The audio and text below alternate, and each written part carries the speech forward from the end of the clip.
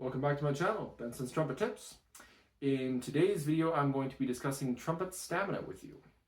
So yesterday, I had the opportunity to attend an event called Higher, Faster, Louder. This brings trumpet players of all ages within the city into just one spot. We have professional musicians and teachers there on site, and they basically give us some mini lessons on how to get better as a player.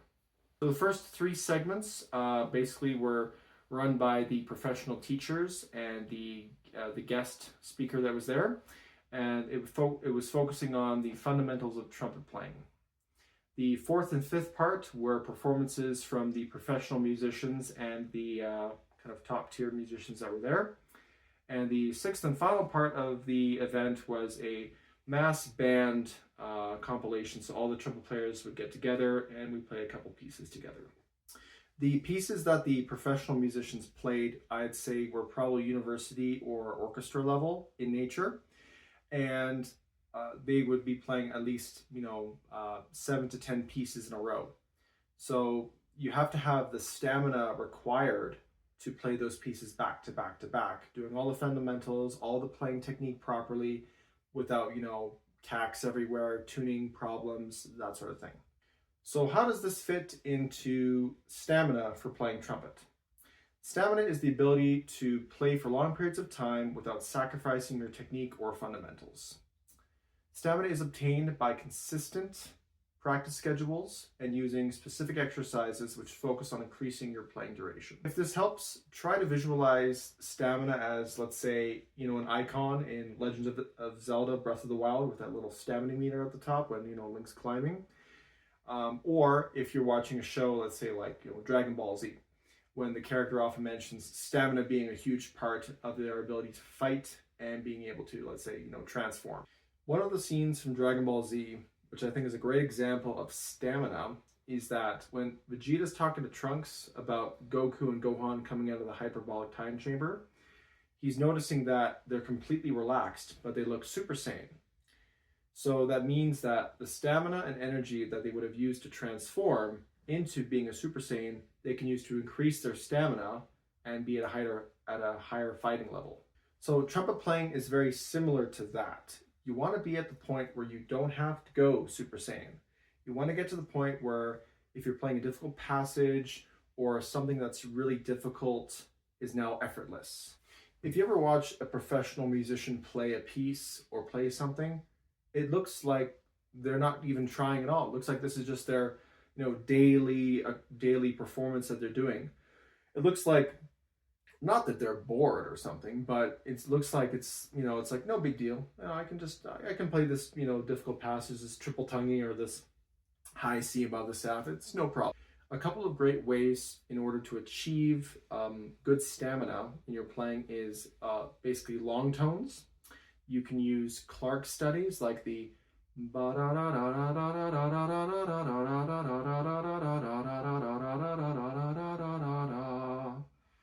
you can do long studies like that. You can do long tones, so you can basically play a note for 10 beats, and then you can take a break for a little bit, play another note for 10 beats, take a break. You can also experiment with long tones at the upper register and long tones in the middle register and the lower register, because you have to get your lips accustomed to buzzing at that frequency for higher, middle, and the low range essentially. Because if you buzz low, you're going to be buzzing a little slower. Medium is a little bit medium, and then upper is faster, of course. You can do scales. Scales are a really good way to increase the flexibility and stamina of going from the bottom of the scale or up, different octaves. You can do the pitch bends, which I have a video on pitch bending in my YouTube channel here. Sing the same passages of music at different volumes.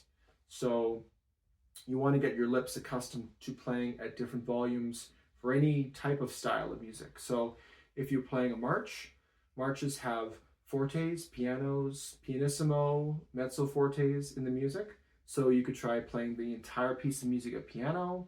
You can try alternating. So you can play one bar at forte, one bar at piano, one bar at mezzo forte.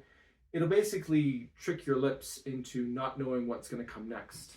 Because if you play the same things all the time, your lips will kind of get accustomed to that. It's kind of like when you're weightlifting. If you do the same weights all the time and you don't do like a progressive overload, you're not going to get that type of growth in the muscles in order to increase your endurance or even your strength level. And also playing the same passages of music at different speeds. So, marches typically are kind of medium to fast range. So you can trick your mental brain a little bit, play the march really slow, do a whole slow thing going on. This will also increase any of the passages you're having trouble with for your fingerings. If you do everything slower, your brain has more time to learn those passages, and then you can increase the speed. And then you can do a combination of the two where you can increase the speed or lower the speed and also change the volume as well as you're playing. So that's another way to kind of trick your lips and your brain into working differently that they're not used to.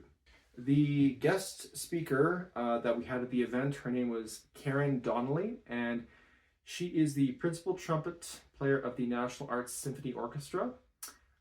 She basically gave like a lecture for 2 out of the 3 sessions that we had, and she was really good.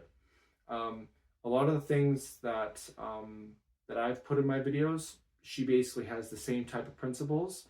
My high school teacher, Miss Judy Wishloff, she also has the same principles about trying to be, relaxed while playing and, doing certain fundamental warm-ups and that sort of thing. Why wouldn't you want to make things easier on yourself? We upgrade our instruments from time to time to make things a little bit easier to play on. We buy gear and items to also assist us to make playing more enjoyable. Another YouTuber that I listen to on a frequent basis, he has this motto, and it's, you don't get what you deserve, you get what you negotiate. So that can be used in a wide variety of applications. But for this section, you can't snap your fingers and become a professional musician right away. Every time you sit down to practice, you have to decide, how is this practice going to go? What do I want to work on? And how am I going to execute that effectively? Karen, our guest speaker, she also talked about doing micro practicing. So essentially doing only a couple minutes per hour of practicing if, let's say, you don't have a lot of time on your hands, or you need to just do like a quick practice here or there. But it's all a compound effect, essentially. So for a beginner musician, a little can go a long way. You have basically nothing to lose, but everything to gain in that sort of situation. So you can really compound your results if you practice on a regular basis. And it doesn't have to be like, an hour every day. You could even do like 15 minutes in the morning. You could do 15 minutes at night. You can do 15 minutes in the afternoon. Then you can take a break for the rest of the day, come back. Your lips, they have memory. So as long as you're practicing, your lips are going to remember what's going on. So there you have it. There's a brief discussion on trumpet stamina. If you like this content and you want to see more, feel free to leave a like, comment down below, subscribe, and I'll see you in the next one.